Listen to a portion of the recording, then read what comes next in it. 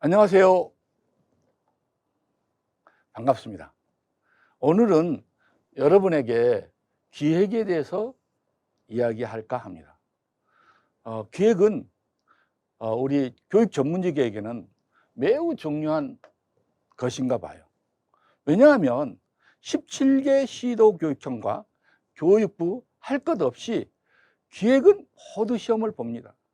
즉 인성평가와 기획은 어느 시도나 교육부나 안 보는 데가 없습니다. 그래서 굉장히 중요하고, 예를 들어서 사무관 되려면 기획 한 과목만 보고 사무관 시험 하는데 그 과목이 기획 한 과목입니다. 그리고 교육부 전문직을 뽑을 때도 전에는 기획 하나만 봤습니다.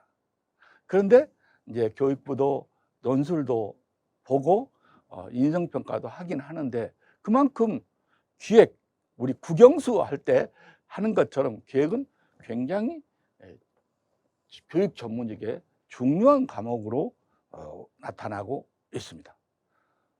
오늘은 기획에 대한 첫 번째 주이기 때문에 먼저 기획이란 무엇인가, 개요, 개관, 용어 정의 이런 것부터 우선 해보도록 하겠습니다.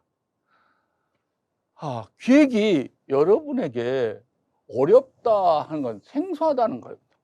여러분은 논술은 많이 써봤잖아요. 면접도 해봤잖아요. 했는데 기획은 안 해봤다는 생각이 들어요. 그리고 계획은 해봤는데, 계획서는 써봤는데 기획이니까 계획과 기획은 어떻게 다르나 이런 생각도 들거든요. 그래서 생소하기 때문에 가장 어려워하는 부분이 여기입니다. 교육부에서 시험 볼 때는 기획 한 과목 시험을 보통 자료를 14페이지, 17페이지를 주고 이 쓰는 시간을 4시간을 준 적이 있습니다. 4시간을 줘도 어렵습니다.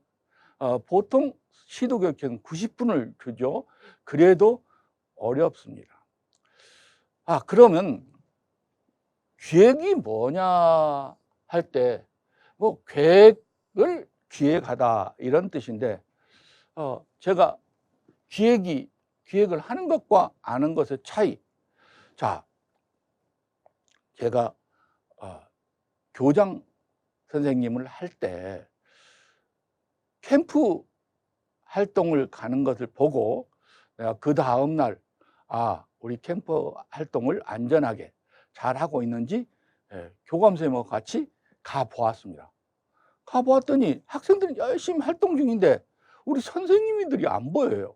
그래서 우리 선생님들 어디 계십니까 했더니 숙소에서 주무시고 계십니다. 그러니까 아니 지금 시간이 몇 시인데 잠을 자고 있어요 하고 제가 숙소에 가봤습니다. 숙소에 갔더니 이렇게 교장 선생님 오셨어요 하면서 눈을 부비면서 나와요.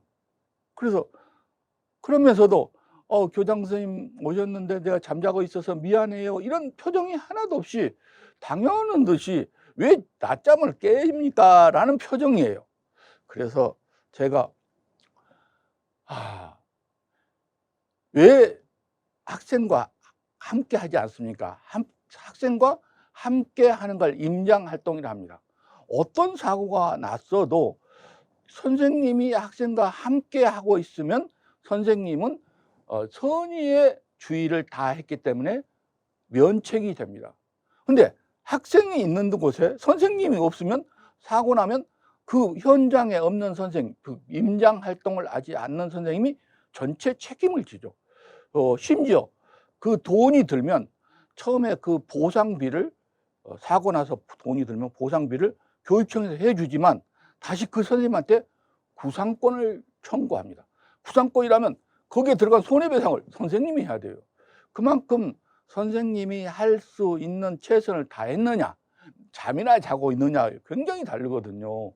그래서 왜 여기 있습니까 하니까 교관들이 선생님 들어가서 쉬세요 해서 교관 말을 듣고 그랬다.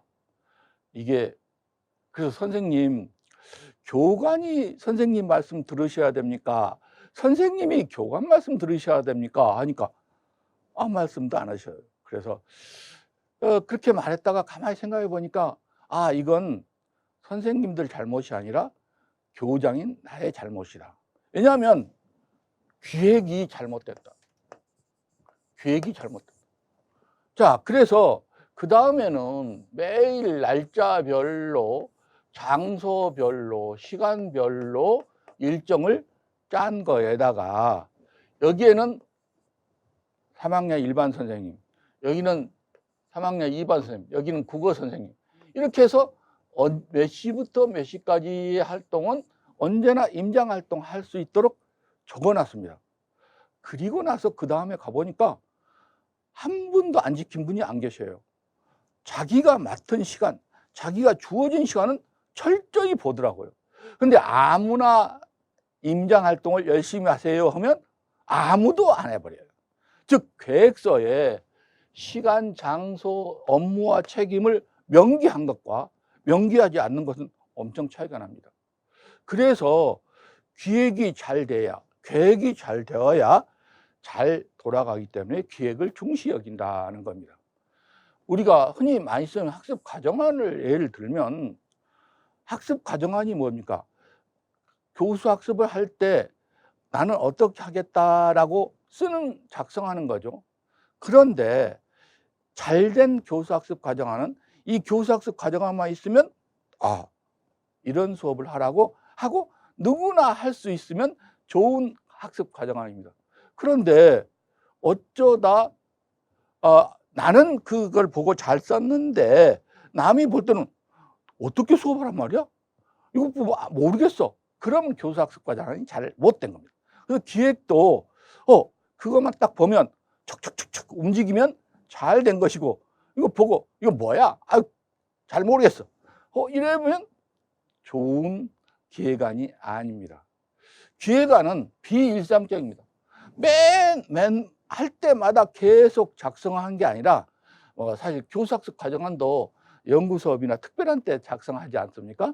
그리고 캠프 계획서도 매일 운동량 활동을 다 계획서를 세우는 게 아니고 특별한 때, 그러니까 항상 하는 게 아니라 비일상적이다.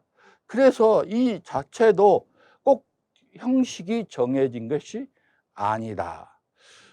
대통령 업무 연두 보고서에 나온 게 시초인데, 연두 보고서도 1년에 한 번 하지 매번 대통령한테 보고하지 않습니다. 물론 특별한 일이 있으면 대통령한테 보고하죠. 제가 장학반일 때는 이 보고서 들고 열심히 청와대 가가지고 설명하고 뭐하고 한 기억이 새롭습니다. 자, 그래서 기획이 잘 되어야 되는구나. 좀 생소하지만 잘 봐야겠다라는 생각을 우리가 할 수 있죠. 그래서 기획을 보통 정책 보고서라나 보고서라고 많이 합니다. 아니, 기획과 정책 보고서, 어떤 때는 정책 보고서를 작성하라. 어떤 보고서를 작성해야지? 근데 이 말은 곧 기획을 작성하라는 말하고 같습니다. 왜 그렇게 됐느냐 하면은 노무현 대통령이 날카롭고 하지만 또 성깔도 있지 않습니까? 이렇게 각 부서에서 이제 보고를 받습니다. 교육부는 뭐 하고, 또 기재부는 뭐 하고, 이렇게 행자부는 뭐 하고 보고를 받는데 이렇게 프리젠테이션을 할 거 아니에요, 장관이. 보니까 너무나 다양해서 각양각색에서 어떤 건 알기 쉽게 작성됐고 어떤 것은 뭔 말을 하고 있는 거야, 잘 모르겠어요. 그래서 비서진한테 명령을 내려서, 자, 내년부터는 대통령한테 보고서 할 때 형식을 좀 통일해라. 그래서 보고서가 좀 질을 높여라 라고 명령을 내려서 이 명령을 받은 비서실에서 이제 편찬을 했습니다. 이런 내용으로 보고 개요 하고 이 문서가 작성이 되어서 그 다음부터는 이 보고서를 중심으로 기획서를 만들게 되어서 보고서의 기본이 되었고, 정책 보고서라는 이름으로 기획이 마치 정책 보고서인 양 연결되었습니다. 그래서 정책 기획 보고서인데 정책 보고서라고 써져 있는 데도 많습니다. 그래서 어떤 시험 문제를 보면 정책 보고서를 작성하시오. 그럼 이게 뭐야? 하고 당황하지 말고 우리가 배운 기획을 하라는 소리구나. 이렇게 생각해야 돼요. 얼른 볼 때 정책 보고서 좀 기획 그렇게 연결되지 않잖아요. 따지고 보면 대통령 입장에서는 정책을 지금 내가 보고받는 것이고 여러분 입장에서는 정책에 대한 기획을 하는 것입니다. 근데 정책 보고서는 누구 입장? 대통령 입장, 또 보고받는 사람 입장으로 이것을 이름이 붙여지니까 그렇습니다. 나도 정책 보고서가 왜 기획하고 동의하냐 알 수가 없는데 이제 보는 사람이 보고하는 자냐 보고받는 자에 따라서 명칭이 좀 그렇게 됐다는 것입니다. 그래서 여러분에게 이제 이 보고서를 파일로 붙여서 드렸습니다. 근데 이 보고서 양이 방대합니다. 방대하기 때문에 내가 이것을 가지고 일일이 여러분한테 강의를 하다 보면 시간이 너무 가서 내 강의를 들으면서 이 전체 내용을 읽으면 여기서부터 정책 보고서 원조 여기서부터 시작하는구나. 여기를 잘 읽어. 지금까지도 노무현 대통령이 2005년에 작성한 건데 지금까지도 이게 하나의 원조가 되어 있으니까 이 글을 좀 잘 읽어보시면 되겠습니다. 어디에 있다고요? 자료실에 실려 있습니다. 자, 그래서 그러면 기획이 도대체 무엇이냐? 계획이 무엇이냐?